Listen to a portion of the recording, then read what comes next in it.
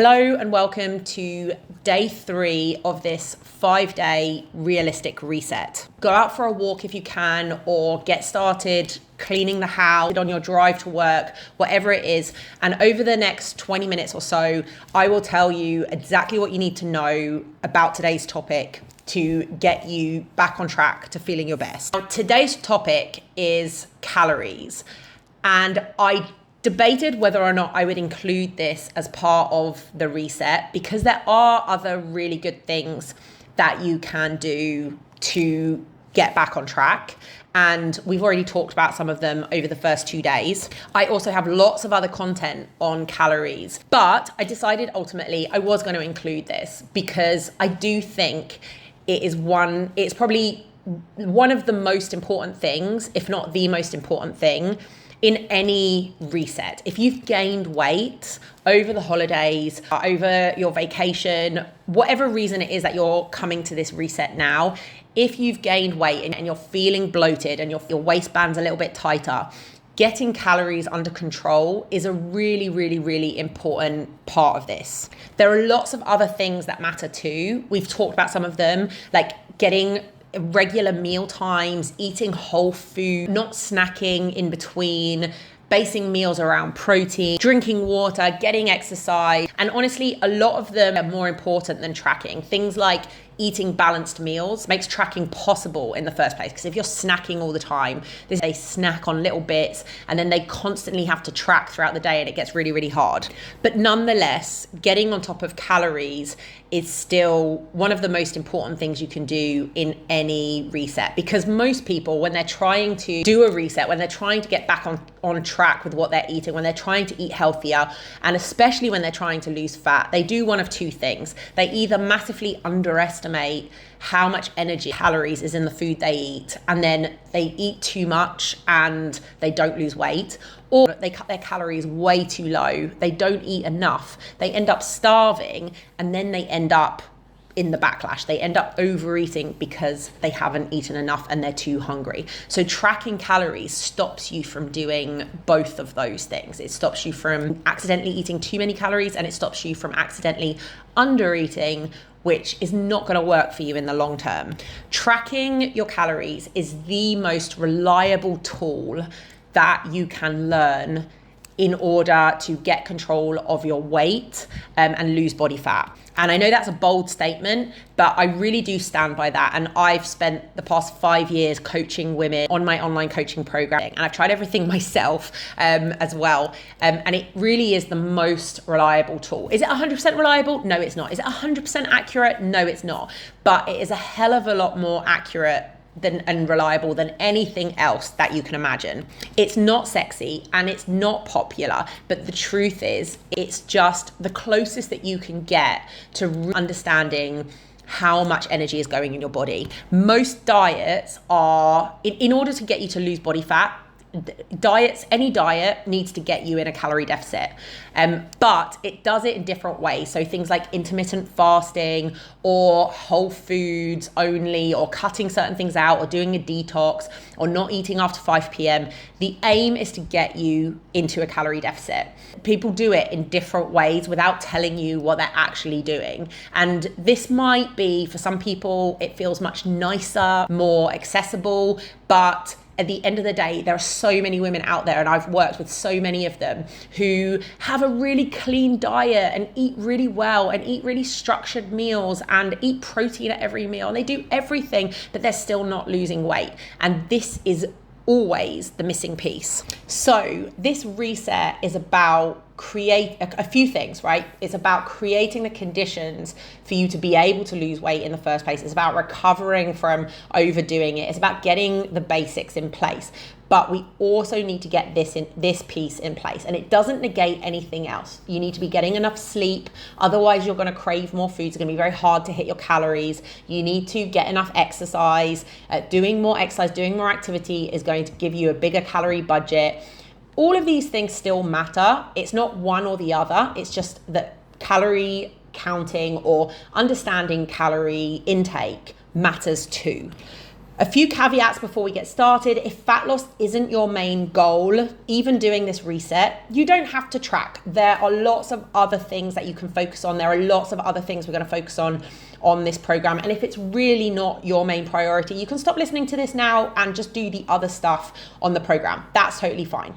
But if fat loss is important to you and you don't know much about calorie tracking or understanding calorie intake or calories at all, then this can be very, very, very helpful and illuminating. Tracking your food and having an awareness of calories does not cause eating disorders or disordered eating. It's often the other way around. It comes from having psychological problems, having a lot of stress. It's a way of controlling a certain aspect of our lives, and calorie tracking does not cause that. In fact, for most women that I've worked with, when they learn how to do it properly, they feel a huge sense of freedom and clarity. They understand why it is that they've not been losing weight, why previous attempts have failed, or why they've put the weight back on.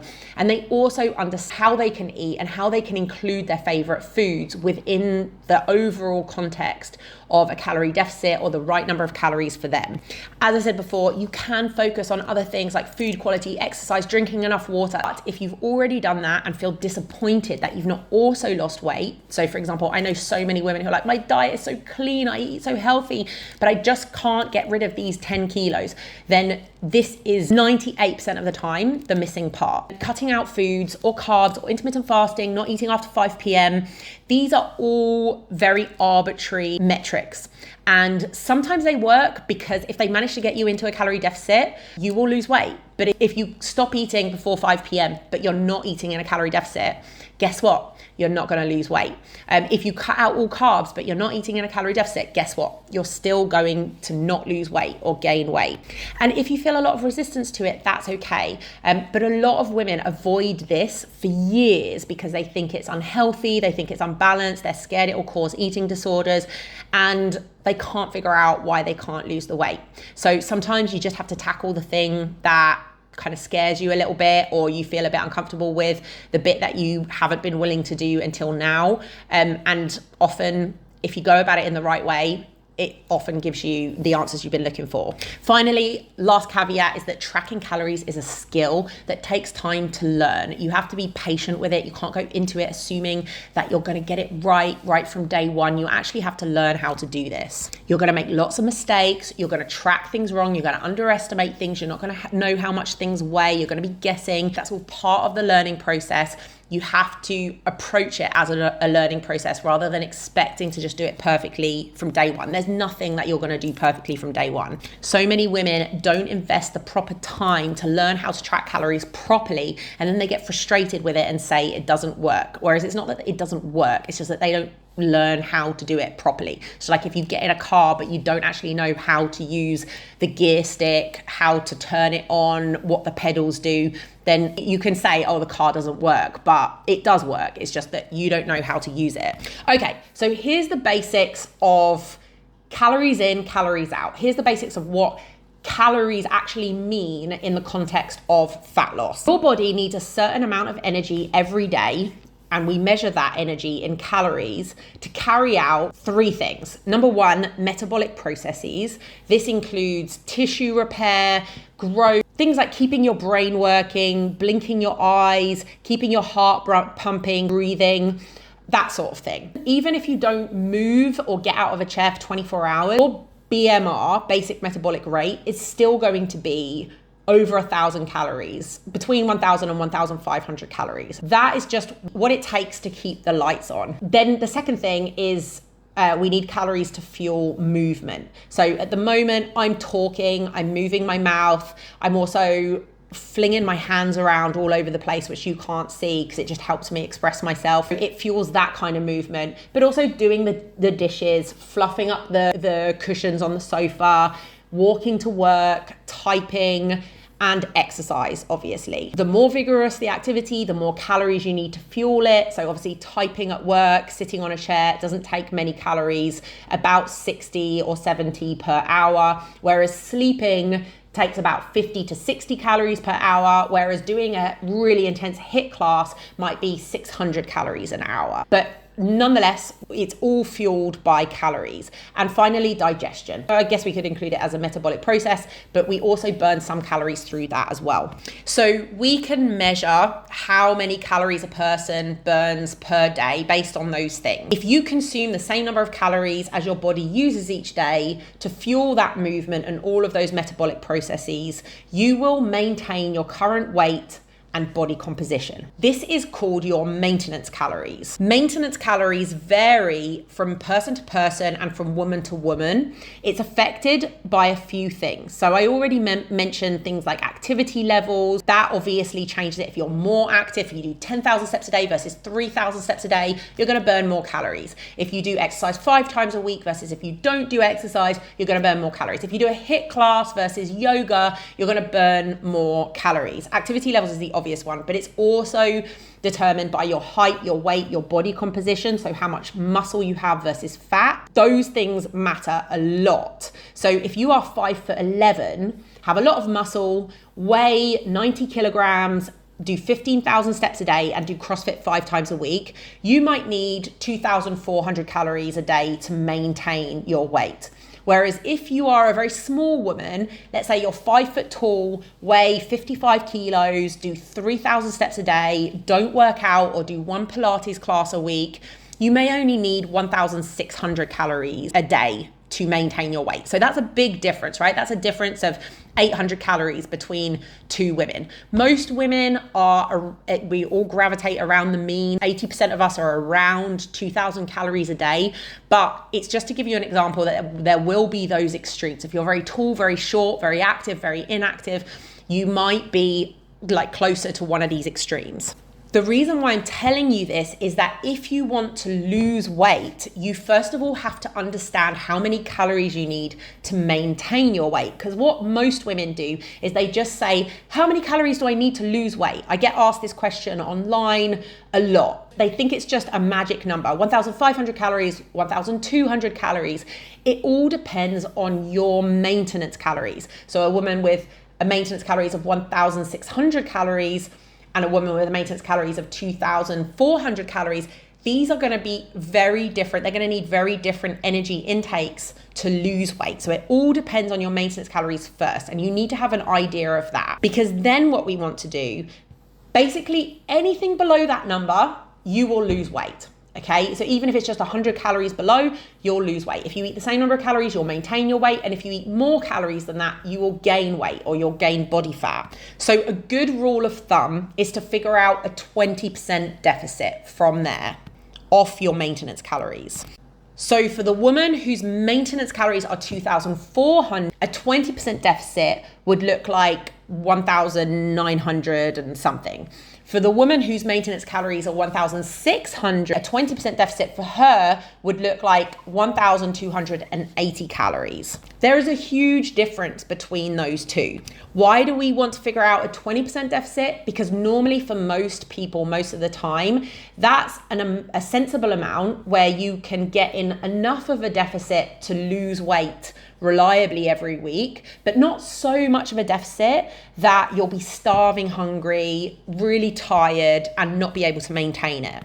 I have lots of other content on this. I'll link some of them in the description below. I have content on how to know what your maintenance calories are, on bigger women, smaller women, and the challenges that each one have. I have loads and loads of content on this, so I'm gonna leave it there. But this is the basics of losing and gaining body fat. It doesn't mean that the other stuff doesn't matter. It doesn't mean that food quality doesn't matter. It doesn't mean that sleep doesn't matter, or how filling your meals are, or how much protein you're getting. All of those things matter too. It's just that this particular thing is the main thing that will dictate whether or not you lose body fat. How do you know what your maintenance calories are? I will link a simple calorie calculator in the description below. Just plug your details in and it will give you a ballpark figure. It doesn't need to be 100% accurate. It's just a ballpark figure. You can also use MyFitnessPal, an app on your phone, download it, plug your details in, and it will give you a target for your calorie deficit and your maintenance calories. Just a little thing about doing it with MyFitnessPal is that it will ask you how much weight you want to lose per week. And if you put 1 kilogram per week, 2 pounds per week, it's going to give you a massive calorie deficit. And it's going to say 1,200 calories.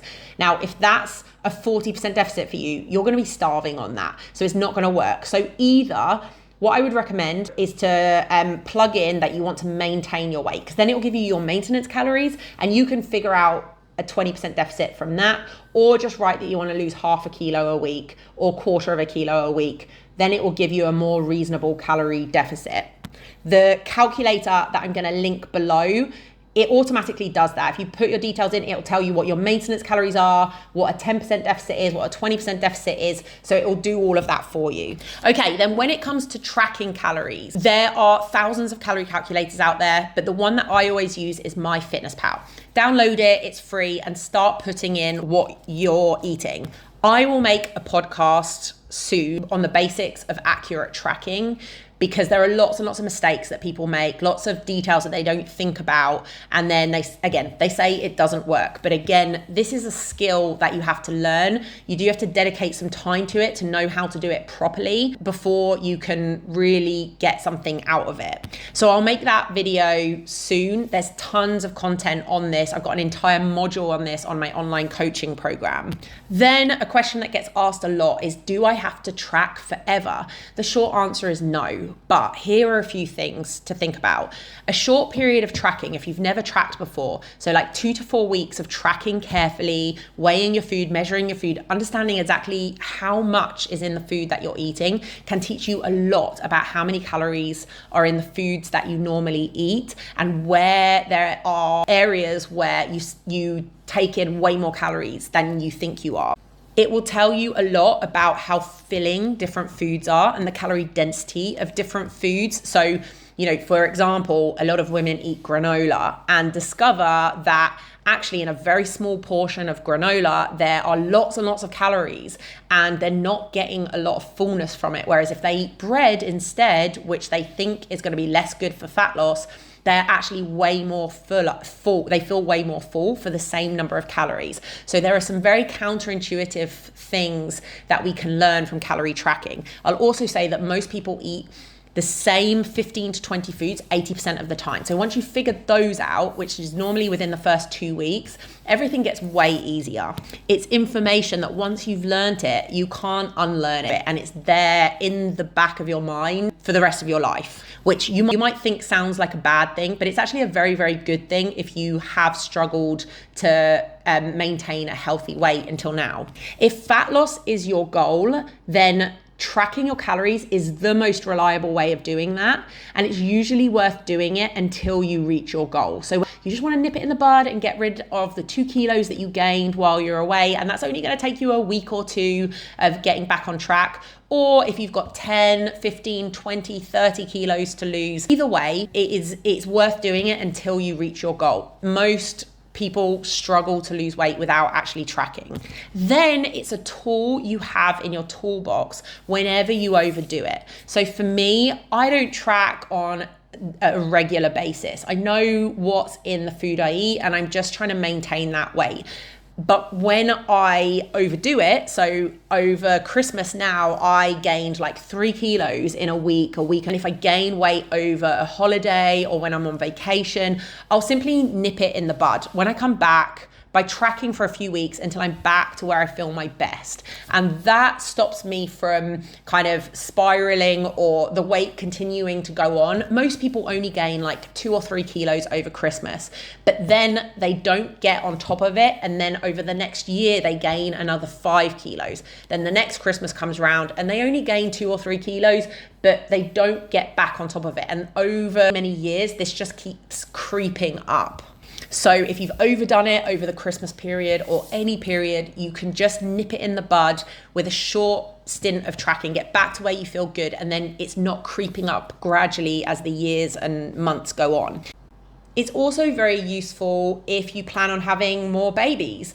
Each time, most of us, we gain at least 5 or 10 kilos of body fat every pregnancy, and that's completely normal. But most of us do want to get back to where we feel our best, especially in between pregnancies and before getting pregnant again. So if you've had a baby or two and you're a little bit uncomfortable, maybe you gained a little bit of fat and you haven't managed to get rid of it, this can be a really great way to lose that body fat before your next pregnancy. You can use the same thing. You're gonna probably gain body fat again next pregnancy, but you can get back to where you feel your best afterwards. If you're doing this reset, it's likely that you've gained a couple of kilos over the break and you want to just get back to where you're feeling your best. And tracking for a short period of time can really help nip it in the bud so it doesn't kind of keep creeping up and then you have 10 kilos to lose instead of 2. But as I said, if that's not your main focus, if you want to do all the other things in this reset to get yourself feeling your best and it works and you don't need tracking, then great, don't track. But if you have gained a bit of weight, tracking for a short period of time until you get back to where you feel your best, this is the most efficient way and the most reliable way of doing it. And if you're doing this reset because you want to lose a lot of weight, if you've got 5, 10, 15 or more kilos to lose and you want to start your fat loss journey, then this is absolutely the most important thing you can do for making that happen. We are just trying to build the basics and build the foundations so that you can build on this over the coming weeks and months and reach your goal. It's to build the foundation, the habits and the foundational habits that you will need to reach your goal eventually, however long that takes. So that's it. That's the basics of calories, why it's important, how it works, the basics of what you need to do. There are some more resources in the description below. And as I said before, I will make a podcast episode on how to track properly, how to track as accurately as possible, because there are some really common mistakes that come up over and over again. So I can help you navigate that initially. But this is one of the skills that I do teach my clients. I have a very calories first approach. All the other stuff matters and it matters just as much, but it is essential to understand calories if you do reliably want to lose weight. So I hope you found this helpful. Join me tomorrow for day 4, where we're going to talk about mobility and strength and easing into some gentle movement.